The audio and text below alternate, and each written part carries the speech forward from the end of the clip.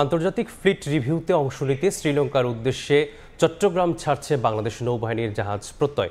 এ মুহূর্তে নগরীর পতেঙ্গার নেভাল বার্থে আছেন সহকর্মী ফেরদৌস লিপি। সরাসরি যাচ্ছি তার কাছে। আমরা এই মুহূর্তে অবস্থান করছি বাংলাদেশ নৌবাহিনীর নৌ যুদ্ধজাহাজ প্রত্যয়ে।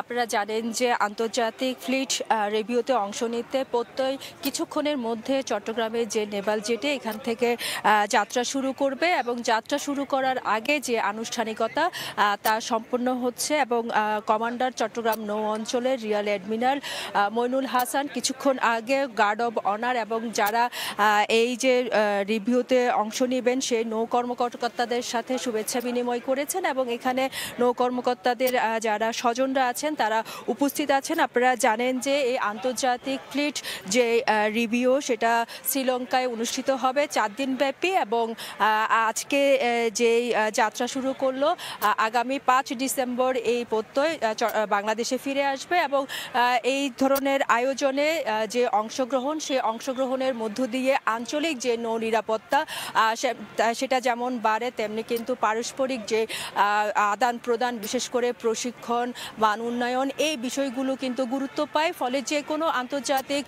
অঙ্গনে বাংলাদেশ নৌবাহিনীর মতো বাহিনী অংশগ্রহণ বাংলাদেশের যে সক্ষমতা দক্ষতা সেটা আন্তর্জাতিক অঙ্গনে তুলে ধরা যেমন সম্ভব হয় তেমনি কিন্তু আন্তর্জাতিক পর্যায়ে মানব পাচার কিংবা জলদস্যুতা থেকে শুরু করে মানবিক দুর্যোগে যে বাহিনীগুলো যে ধরনের অংশগ্রহণ থাকে সে অংশগ্রহণের সহযোগিতা এবং পারস্পরিক যে তথ্য আদান প্রদান সেগুলোর সুযোগ হয় এবং এই মুহূর্তে আপনারা দেখতে পাচ্ছেন সামর নীতি অনুযায়ী যে ধরনের অংশগ্রহণ সেটা আনুষ্ঠানিকতা সম্পন্ন হয়েছে। বিশেষ করে এই যে প্রত্যয় সেই প্রত্যয়ের যিনি ক্যাপ্টেন অধিনায়ক সহ যারা প্রায় অংশগ্রহণ করছেন 150 জন নৌ কর্মকর্তা তাদের সাথে মতবিনিময় করেছেন এবং তাদেরকে বিদায় জানানোর জন্য এরই মধ্যে কিন্তু যারা স্বজনরা আছেন এবং নৌবাহিনীর ঊর্ধ্বতন কর্মকর্তারা আছেন তারা এই মুহূর্তে অবস্থান করছেন এবং কিছুক্ষণের মধ্যে প্রত্যয় চট্টগ্রাম নেভাল যে জেটি সেটা ছেড়ে যাবে